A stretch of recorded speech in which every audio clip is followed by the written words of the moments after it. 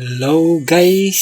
For today's video makikinig tayo at magbibigay ng reaction dito sa isang video na ating panonoorin. Let's go!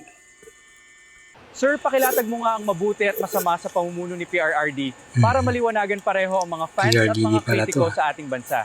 Brad, kapag binanggit mo ang pangalan na yan, parang nagtapong ka ng granada sa kanto. Hati agad ang Pinas. Yung isa, handang makipagsuntukan, maipagtanggol lang ang idol nila. Yung kabila naman, gusto siyang ibao ng buhay sa batikos. Kalkalin natin ang buong record ng nakaraang administrasyon ng walang kulay at walang bias. Ilabas mo ang mahabang resibo at titingnan natin ang pangkalahatang Walang timbangan. kulay at walang Isahan bias natin daw. sa mga pamatay na magagandang nagawa na naramdaman talaga nating mga ordinaryong tao. Yung build, build, build. Aminin natin, ang daming kalsada, Tama. tulay at Build, airport build. ang tinapos at inumpisahan sa panahon niya. Gumaan ang biyahe sa mga Yes. probinsya. Isunod na natin yung pagsasaayos Tama. ng mga papel natin. Dati, yung passport at lisensya mo, kaka-renew mo pa lang, maya-maya, paso na naman. Sa panahon niya, ginawang 10 taon ang validity ng passport at 5 taon Oo, sa lisensya. swerte ng mga Nabawasan driver. ang pila at sakit ng ulo sa Driver's mga opisina license ng din. gobyerno. Pansinin mo rin yung mga batas Passport. na ipinasa para sa mahihirap. Nariyan ang libreng tuition sa mga state universities, universal healthcare law, at ang pagtatayo ng mga malasakit center sa mga ospital para may malapitan ang mga Malasakit walang center. pambili ng gamot. Huwag nating kalimutan yung paglilinis ng Boracay at ang paggawa ng Department of Migrant Workers. Ito yung mga diskarte na Pati may Manila political Bay, will. nilinis Kapag din tama yan, ang di ba? ginawa, anong gagawin natin? Di pumalakpak tayo ng malakas. Maganda naramdaman ng bayan. Pero teka, ibaliktad natin ang barya. Kasi sa politika, walang superhero. Lahat yan tao lang at tinatablan din ng kapalpakan. Silipin natin yung mga sumablay na hindi pwedeng pagtakpan gamit ang pagiging panatiko. Halukain natin ang pinakasikat niyang kampanya laban sa bawal na gamot. Laging linya ng mga panatiko. Wala kaming pake kung yumao yung mga lulong na yan. Buti nga sa kanila.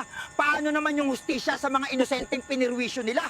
Brad, tama naman kayo na dapat May pagbayaran ng inosente matindi daw. ang mga totoong kriminal. Ang problema sa shortcut na hustisya, nadadamay ang mga inosenteng nakatsinelas lang. Paano kung ang nawalan ng hininga ay napagkamalan lang?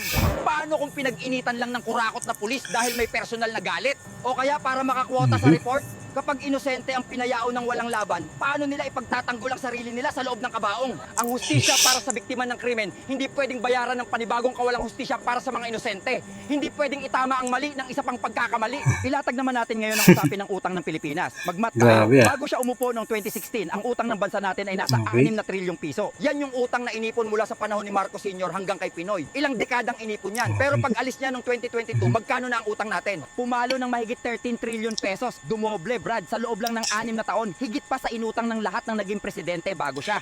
Ngayon, itatanong mo, saan ginamit at wasto ba ang paggastos? Kalahati niyan, ibinuho sa mga infrastructure na pinakikinabangan naman natin ngayon. Yung kalahati, kami pa sumagot inutang eh. dahil tinamaan tayo ng pandemya, pinambili ng bakuna, Oh, at alam mo pinamigay na naman pala ayuda. eh. Okay sana, kasi emergency eh. Kaso, dyan pumasok ang mga magic. Brad, naghihingalo ang mga kababayan natin, ang daming yumaong doktor at nurse dahil walang maayos na proteksyon. Tapos ang bilyong-bilyong budget para sa medical supplies, ibinigay sa Pharmally. Isang kumpanyang bago lang ginawa na parang sari-sari store lang ang kapital. Bumili ng mga overpriced na face shield na pinilit isuot sa atin kahit mukha tayong nagwe-welding. Mga expired na bakuna na itinapon Okay. lang. At bilyon-bilyong ayuda na hindi malinaw kung saang bulsa napunta. Inutang ang pera, pero ang yumaman, yung Wow. mga nakapwesto at mga negosyanteng kasabwat nila. Idagdag mo pa itong pagyakap nila sa mga pogo dahil sa pag-ibig sa bilyones na buwis, binuksan natin ang pinto ng Pilipinas sa mga dayuhang sindikato. Ang akala natin pera ang papasok, ang kapalit pala mga online budol syndicate, bentahan ng aliw at modernong pang-aalipin sa mismong bansa natin. Isingit mo pa ang naging tindig natin sa West Philippine Sea, kung saan binobomba ng West tubig ang Philippine sarili nating mga mangingisda sa sarili nating teritoryo. Dahil ayaw daw nating galitin ng kapitbahay. At huwag kalimutan ang pagpapasara sa pinakamalaking TV network dahil sa personal na galit na nagresulta sa pagkawala ng trabaho ng yan. libu-libong Diyan ka sa ordinaryong Mablay. empleyado sa gitna ng crisis. Personal Kaya na galit ito ang daw. matinding mensahe para sa mga panatikong handang makipag-away sa social media, maipagtanggol lang ang idol nila. Tol, ang politiko, hindi yan K-pop idol. Hindi yan love team na dapat mong i-ship at ipaglupasay kapag may bashers. Empleyado natin sila. Tayo ang boss, tayo ang HR ng Pilipinas. Pinapasweldo natin sila gamit ang hirap at pawis natin. Kapag ang tubero, inayos ang gripo mo, magte-thank you ka, di ba? Pero kapag binaha ang bahay mo kasi sinira niya ang tubo, idedepensa mo ba siya at sasabihin, okay lang, idol ko naman yung tubero eh. Siyempre, hindi. Sisantehin mo yan. Ganon din sa politika. Hindi masamang bumilib sa magagandang nagawa. Pero kapag ginagago na ang batas at kinukupit na ang pondo, huwag kang mag-abogado para sa kanila. Kasi sa huli, hindi naman yung politiko ang magdurusa. Ikaw at ang pamilya mong bulag ang magbabayad ng utang ng bayan. Paano natin ngayon titimbangin ang lahat ng to, Brad? Walang perpektong politiko. Lahat yan may nagawang maganda at lahat yan may malaking sablay. Ang pagiging mabuting mamamayan ay yung kaya mong pumalakpak kapag busog ang bayan at kaya mong sumita kapag ninanakawan na ang bayan. Kung magbubulag-bulagan tayo sa mali para lang protektahan ang ego natin, tayo mismo ang sumisira sa kinabukasan ng Pilipinas. So, Kaya itong kung si hihingin mo Knowledge ang huling Source, pasya ko sa tamang Knowledge pagtrato sa mga Source nakaupo sa Studio. gobyerno, ang tawag dyan, bantay sarado, walang sinasanto. Empleyado ng bayan, wag luhuran. Tama saluduhan, mali batukan. So, ayun nga yung yung sinabi ni Knowledge Source Studio about PRDD admin. Yeah. So, sa umpisa, ang ganda na sinabi. Alam mo yan. Pero, pagdating sa gitna hanggang dulo, ramdam mo na uy, medyo nalilay siya yata. Parang mas marami yata yung naging bad na ginawa kaya sa mabuti. Ganun na ganun, di ba? Lalo yung binanggit niya yung pinasara yung ABS-CBN dahil sa personal na galit. Nakakalimutan niya yata sabihin na kaya pinasara ang ABS-CBN dahil sa bilyong-bilyong tax na hindi binabayaran. Di ba? Yun yung punot dulo nun. Dagdagan pa natin ng mga fake news na pinapakalat nila about PRDD, di ba? Nakailang po na si PRDD sa kanila. alam mo rin na may pagkabayas itong si Knowledge Source Studio, no? Kung sino ka mang admin na nasa likod niyan. Kilala mo yung sarili mo na kung hindi dahil kay PRDD, paano na kaya tayo mga Pinoy nung pandemic? Oo, maraming nagkasakit, may mga namatay.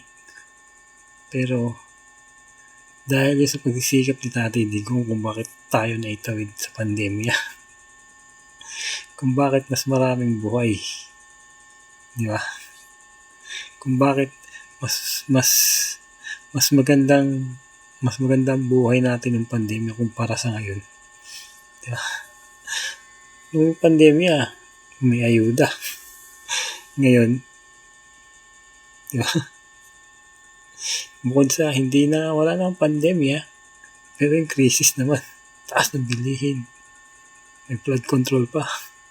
Di ba? Tapos yung mga buhaya ngayon sa gobyerno, ayan, namamayagpag sila.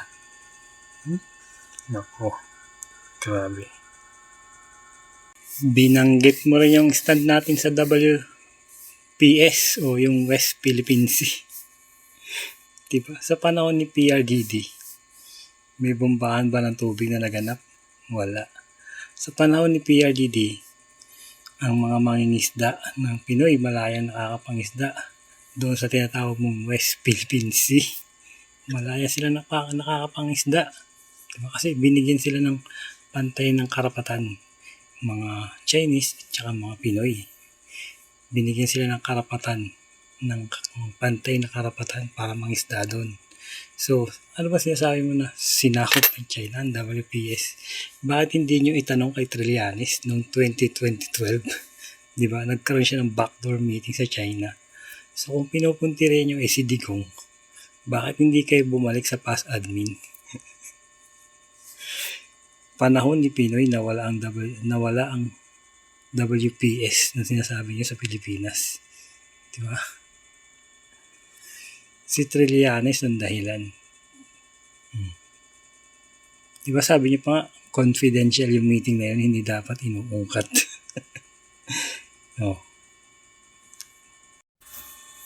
Okay, sabihin na natin na may mga nabiktima nga daw ng EGK. Mga inosenteng nabiktima daw ng EGK. Ikumpara mo naman yun sa mga masasamang loob na, di ba, nabigyan ng hustisya ng mga panahon ng PRDD. Yung mga, di ba, mga inosenteng biktima na biktima ng mga adik. Sa panahon ni PRDD, mas naging safe ang Pilipinas. Mas naging ligtas. Di ba? Bumaba ang crime rate kasi nagkaroon sila ng takot. Nagkaroon sila ng takot na baka isang araw sila naman ang susunod. Di ba? Yung mga addict. So kung meron mang naging EGK na sinasabi nila, tawag doon ay collateral damage, di ba? Dahil ikaw na mismo nagsabi, walang perfectong presidente.